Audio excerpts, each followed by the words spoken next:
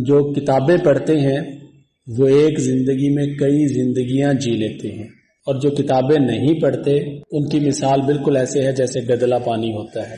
آپ پانی کی دو مثالیں آپ اپنے سامنے رکھیں، ایک وہ پانی ہے جو جوہر کا پانی ہے، تالاب کا پانی ہے، کھڑا ہوا پانی، بالکل وہ گدلا ہو جاتا ہے، اس میں بدبو اور باس آتی ہے، وہ قابل استعمال نہیں رہتا۔ اور دوسرا پانی آپ دیکھیں، چشمے کا پانی ہے، ندی کا پانی ہے اور دریاؤں کا پانی ہے، اور وہ مسلسل بہتا رہتا ہے، اس میں نیا پانی شامل ہوتا رہتا ہے، اس لیے وہ پانی ہمیشہ صاف ہوتا ہے، شفاف ہوتا ہے اور قابل استعمال ہوتا ہے۔ اگر میں بھی کچھ عرصہ کتاب سے دور ہو جاؤں، کسی بھی وجہ سے کوئی خاص مصروفیت ہوتی ہے، کچھ بھی ایسا مسئلہ ہو جائے، تو مجھے خود محسوس ہونے لگ جاتا ہے کہ میرے اندر گدلا پن شروع ہو گیا ہے۔ اور سب سے بڑا گدلا پن انسان کے اندر یہ ہوتا ہے کہ انسان یہ سمجھتا ہے کہ کتاب پڑھے بغیر بھی مجھے سب کچھ آتا ہے، اور یہ سب سے بڑی غلط فہمی ہوتی ہے انسان کی۔ کتاب سے جتنا آپ دور ہو جائیں گے اتنا ہی آپ یوں سمجھیں کہ تخلیقی ذہنیت سے دور ہو جائیں گے، سوچنے سے دور ہو جائیں گے۔ تو آپ قرۃ العین حیدر کا کوئی ناول پڑھیں۔ قرۃ العین حیدر کا ایک ناول ہے آگ کا دریا، 2500 سالہ تاریخ ہند کو ایک ناول میں انہوں نے سمو دیا ہے، اور وہ بہت بڑا ناول ہے۔ بشریٰ رحمان ایک اچھی ناولسٹ ہے، لیکن خدیجہ مستور کا جو آنگن ہے وہ ایک بڑا ناول ہے۔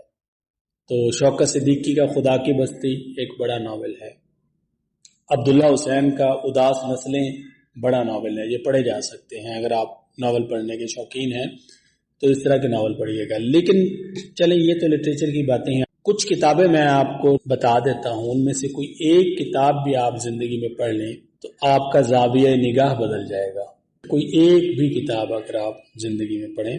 پہلی کتاب ہے، انگریزی میں ہے ول ڈیورانٹ کی دی اسٹوری آف فلاسفی، اگر آپ انگریزی میں پڑھنا چاہیں۔ فلسفے پر کتاب ہے، تاریخ فلسفہ ہے، روایات فلسفہ اس کے موضوعات ہیں، اور بڑی اہم کتاب ہے۔ اور اس کا اگر آپ اردو میں ترجمہ پڑھنا چاہتے ہیں، عام طور پر تو ترجمے سے لوگ دور بھاگتے ہیں کیونکہ ترجمے میں وہ بات نہیں ہوتی۔ آپ کسی کی فکر کا ترجمہ کر سکتے ہیں، آپ کسی کے تاثرات کا ترجمہ نہیں کر سکتے۔ ترجمہ صرف الفاظ کا ہو سکتا ہے، ایک انسان کا جو ایک مزاج ہوتا ہے، اس کا جو اسلوب ہوتا ہے، اس کا ترجمہ ممکن نہیں ہوتا۔ لیکن میں پورے وثوق سے یہ بات کرتا ہوں کہ اگر آپ ان کا ترجمہ پڑھیں، داستان فلسفہ کے نام سے سید عابد علی عابد نے کیا خوب ترجمہ کیا ہے۔ اردو ادب میں اگر کسی اچھے ترجمے کی مثال دی جائے گی تو اسی کتاب کا ترجمہ ہے، داستان فلسفہ، ترجمہ کیا ہے سید عابد علی عابد نے، بہت اعلیٰ کتاب۔ اس کے بعد پھر ایک اور کتاب میں آپ کو بتاتا ہوں، وہ ہے یووال نوح ہراری کی سیپین، ان کی کتاب ہے سیپینز، اور اس کا اگر آپ لوگوں نے اردو ترجمہ پڑھنا ہے تو بندہ بشر کے نام سے اس کا ترجمہ ہے۔ ایک اور کتاب ہے، بھلے آپ فزکس کے ہیں یا نہیں، آپ لوگوں نے فزکس کا مضمون اکتسابی طور پر پڑھا ہے یا نہیں، لیکن یہ کتاب آپ کو پھر بھی پڑھنی چاہیے۔ اسٹیفن ہاکنگ کی کتاب ہے a brief history of time, اور اس کا اردو ترجمہ ہے وقت کی مختصر تاریخ۔ یہ بھی آپ کو ترجمہ بھی مل جائے گا اور اس کا ٹیکسٹ بھی مل جائے گا، جو آپ کو بہتر لگے۔ بڑی اعلیٰ اور بہترین کتاب ہے، پڑھنے سے تعلق رکھتی ہے، کائنات اور کائنات کے اثر و رموز کو بڑے بہترین انداز میں اس نے بیان کرنے کی کوشش کی ہے۔ ایک اور کتاب ہے بل برائسن کی a brief history of nearly every thing, میرا خیال ہے یہی ہے، بھول جاتا ہوں میں انگریزی کے الفاظ، ہر چیز کی مختصر تاریخ، یہ اردو میں بھی مل جائے گی آپ کو۔ بل برائسن بڑا نام ہے، یہ کتاب بھی آپ دیکھ سکتے ہیں۔ اب ایک اور بڑی شخصیت ہے جن کا نام میں بتانے جا رہا ہوں، ہمیں فخر ہونا چاہیے کہ وہ ہمارے ہی خطے سے ان کا تعلق ہے۔ ہمارے خطے سے مراد ہمارے پاکستان سے، ہمارے پنجاب سے، علی عباس جلال پوری۔ علی عباس جلال پوری ایک بہت بڑا نام ہے فکر کا اور فلسفے کا، اور ان کی ایک کتاب ہے کائنات اور انسان۔ اچھا، ایک اور کتاب علی عباس جلال پوری کی لکھ لیں، روایات تمدن قدیم۔ ایک اور چلیں لکھ لیں، عام فکری مغالطے۔ چلیں ایک کتاب آپ ڈاکٹر مبارک علی کی بھی لکھ لیں، قدیم ہندوستان۔ ڈاکٹر مبارک علی آج کے دور کے ایک سائنٹیفک مورخ ہیں اور بہت بڑا نام ہے ان کا۔ ایک کتاب پڑھیں گے تو پھر آپ کے اندر تجسس پیدا ہوگا. مزید کتابیں مثلا ان کی تمدن کی تاریخ 3 حصوں پر ہے. پتھر کا زمانہ، لوہے کا زمانہ، کانسی کا زمانہ.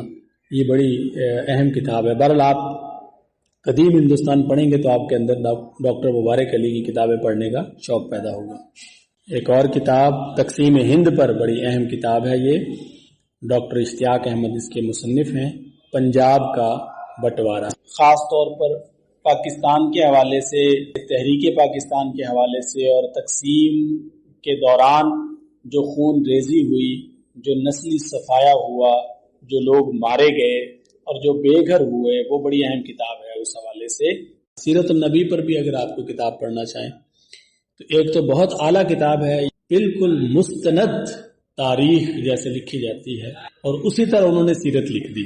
الرحیق المختوم اردو میں ملے گی آپ لوگوں کو.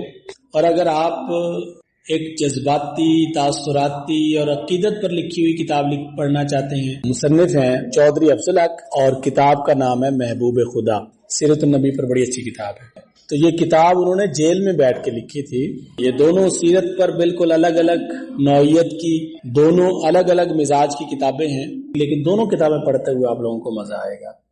ان میں سے کوئی ایک کتاب اگر آپ پڑھ سکتے ہیں، ویسے تو ان میں سے کوئی ایسی کتاب نہیں ہے جو آپ نہ پڑھیں، لیکن کوئی ایک کتاب بھی اگر آپ پڑھنے میں کامیاب ہو گئے تو میں پورے وثوق سے یہ بات کرتا ہوں کہ آپ کا زاویہ نگاہ بدل جائے گا. سوچنے کی صلاحیت آپ کے اندر پیدا ہو جائے گی. جو تقلید قدم قدم پر آپ کو تنگ کرتی ہے، اس تقلید سے آپ جان چھڑائیں گے، چیزوں کو خود سے دیکھنا اور پرکھنا شروع کر دیں گے. آپ کو سوچنے کے لیے نئے راستے دے گی. ورنہ تو یہ ساری زندگی یہ سلیبس پڑھتے رہے، سنی ہوئی باتیں سنتے رہے. یہ وہی لفظوں کی جگالی ہے جو ہم عرصے سے کر رہے ہیں. یہ چند کتابیں ہیں، کوئی ایک بھی پڑھیں گے تو آپ پر ایک بڑا گہرا اثر ڈالے گی. تو جب آپ کتابیں پڑھتے ہیں، کتابوں سے آپ کا تعلق ہوتا ہے، تو آپ پھر صاحب الرائے بن جاتے ہیں. تنقیدی شعور آپ کے اندر بیدار ہوتا ہے. زندگی میں کم از کم ان کتابوں میں سے کوئی ایک کتاب ضرور پڑھیے گا. آپ کو لگے گا کہ آپ اس سے پہلے جو آپ کا زاویہ نگاہ تھا وہ محدود راستوں تک تھا. کتاب آپ پڑھیں گے تو آپ کو اندازہ ہوگا کہ انسان نے کتنا سوچا ہے اور کیا کچھ سوچا ہے. کتاب سے آپ کا تعلق ہے تو آپ فکری طور پر آگے بڑھ رہے ہیں.